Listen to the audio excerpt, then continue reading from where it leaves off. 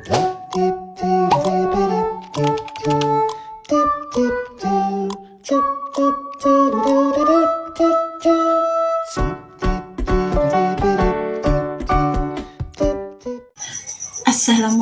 warahmatullahi wabarakatuh.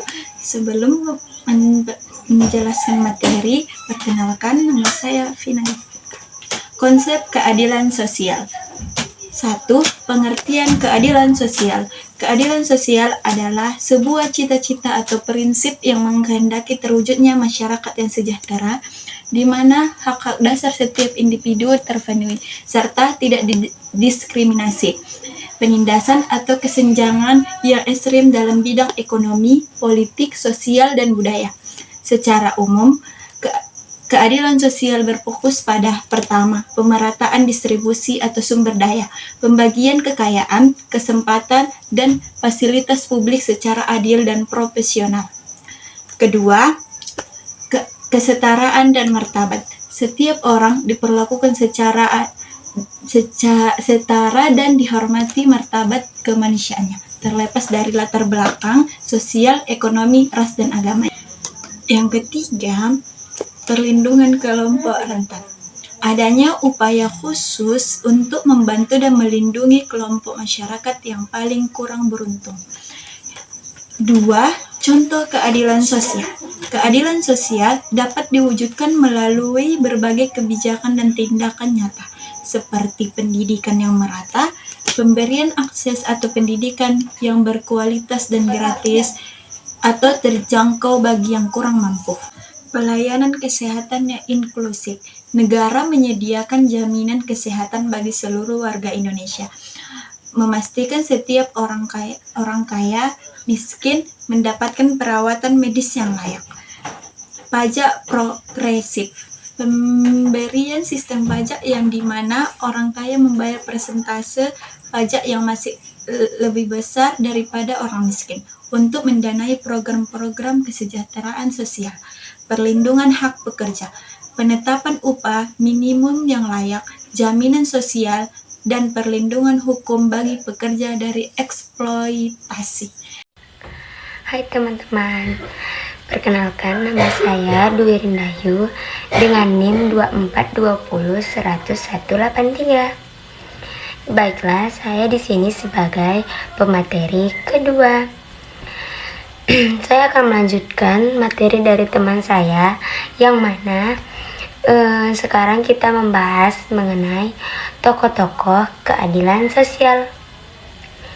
Di antaranya yaitu kita juga sudah tahu tokoh-tokoh dalam Islam, yaitu Nabi Muhammad SAW, sahabatnya Umar bin Khattab, Ibnu Khaldun.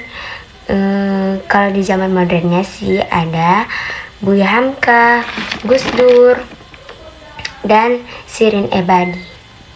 Baiklah, saya akan memperkenalkan satu persatu tokoh-tokoh yang saya sebutkan tadi. Yang pertama yaitu Nabi Muhammad SAW, yang mana sebagai teladan utama. Rasulullah SAW selalu bertindak adil tanpa memandang bulu, bahkan terhadap musuh. Kita juga sudah tahu perjalanan Nabi Muhammad ketika berdakwah, bagaimana dia diserang oleh kaum Quraisy, ya kan, menunjukkan akhlak mulia beliau, yang mana Nabi Muhammad SAW ini yang menjadi dasar keadilan sosial. Beliau itu walaupun terhadap kaum Quraisy tetap berlaku adil. Jadi itulah tokoh yang pertama di dalam Islam. Yang kedua yaitu Umar bin Khattab, sahabat dari Nabi Muhammad SAW. Sahabat Nabi yang terkenal ini dengan keadilannya, kesejahteraannya, dan pemerintahan yang berbasis hukum Islam.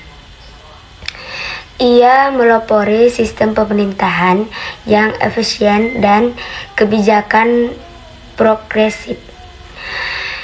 Dalam ekonomi seperti sistem zakat yang lebih terstruktur sekarang. mengenai kisah Umar bin Khattab ini, tapi boleh teman-teman cari lagi mengenai pembahasan ini, oke? Inilah kisah keadilan Umar bin Khattab yang menggetarkan hati. Di Mesir saat Umar bin Khattab menjadi khalifah, Gubernur Amr bin Ash hidup bak seorang kaisar, beristana megah dan berpakaian mewah. Namun ada satu hal yang mengusik pikirannya. Sebuah gubuk reot milik seorang Yahudi berdiri di sebelah istananya. Amr bin Ash ingin menggusur gubuk itu untuk membangun masjid. Ia pun menawarkan harga 2 kali lipat agar si Yahudi bersedia pindah. Namun pemilik gubuk menolak. Baginya, itu satu-satunya tempat tinggal. Tak ingin berdebat lama, Amr bin Ash tetap memerintahkan penggusuran. Merasa diperlakukan tidak adil, si Yahudi memutuskan mengadu kepada Umar bin Khattab. Ia bertanya-tanya sepanjang perjalanan. Jika gubernurnya saja begitu kejam, bagaimana dengan khalifahnya? Setibanya di Madinah, ia mencari istana khalifah. Namun yang ia temukan hanyalah seorang pria sederhana beristirahat di bawah pohon kurma.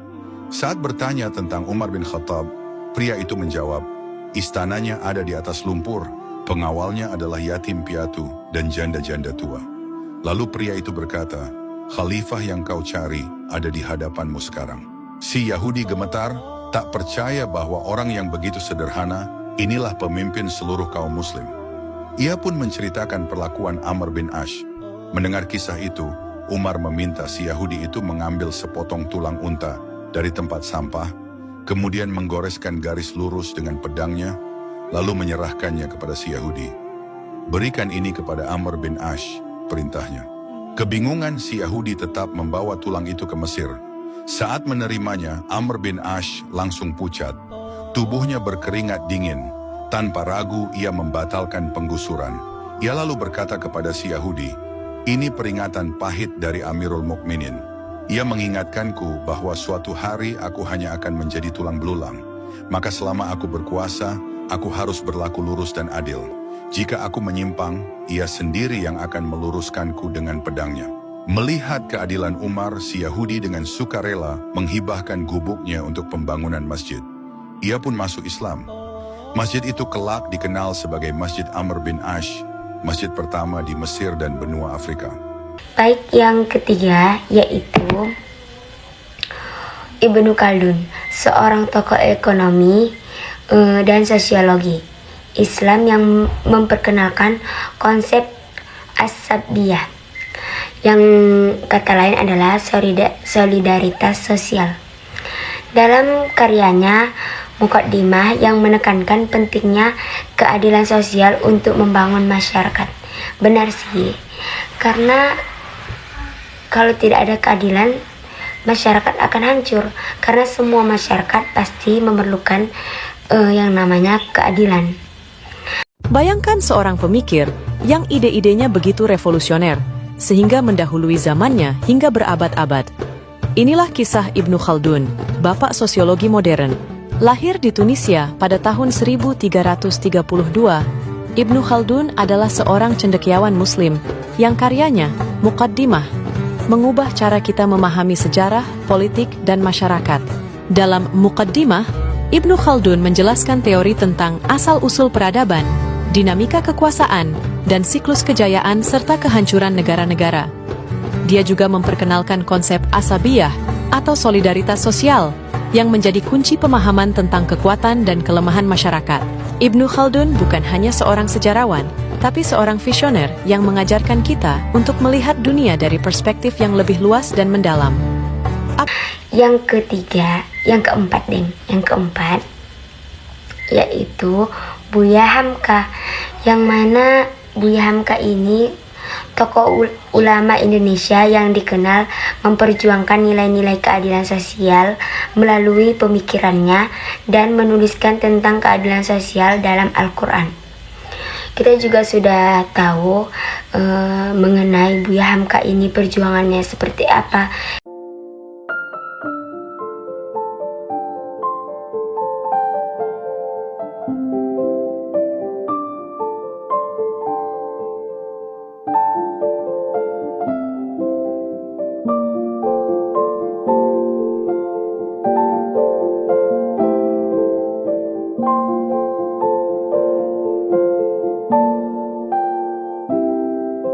Jadi yang saya cari yaitu di dalam surah An-Nahl ayat 90. Baiklah, lantunan ayatnya akan dibacakan oleh saudari saya.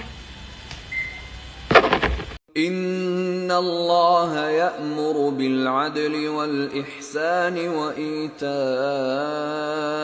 dhil qurba wa yanha 'anil fahsya'i wal munkari wal baghi ya'idhukum la'allakum tadhakkarun. Alhamdulillah, lantunan ayatnya sudah dibacakan oleh saudara saya sendiri. Terima kasih kepada saudara saya.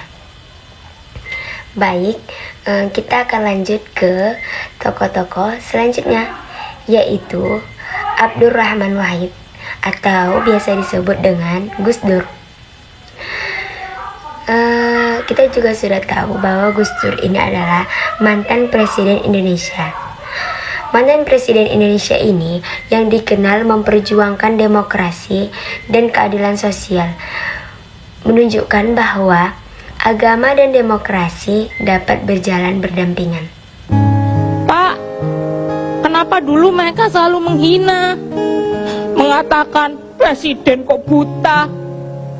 Padahal kenyataannya Bapaklah yang sebenarnya mengajari kita untuk melihat manusia seutuhnya, tanpa embel-embel jabatan atau harta, suku atau agama, tak peduli bagaimana rupanya.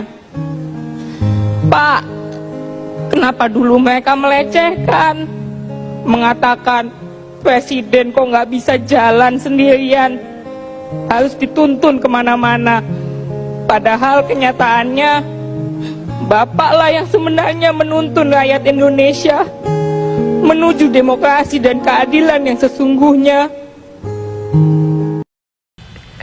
Baik, tokoh selanjutnya yaitu Shirin Ebadi, seorang aktivis dan pejuang perdamaian asal Iran ini yang berjuang untuk keadilan dan hak asasi manusia di era modern. Baiklah, saya rasa sekian materi dari saya, dilanjutkan oleh pemateri selanjutnya. Bye-bye. Oh iya, bila ada kata-kata saya yang salah, saya mohon maaf. Di Indonesia, keadilan sosial memiliki kedudukan yang sangat fundamental sebagai dasar negara dan tujuan nasional. Sila kelima Pancasila, yang berbunyi keadilan sosial bagi seluruh rakyat Indonesia.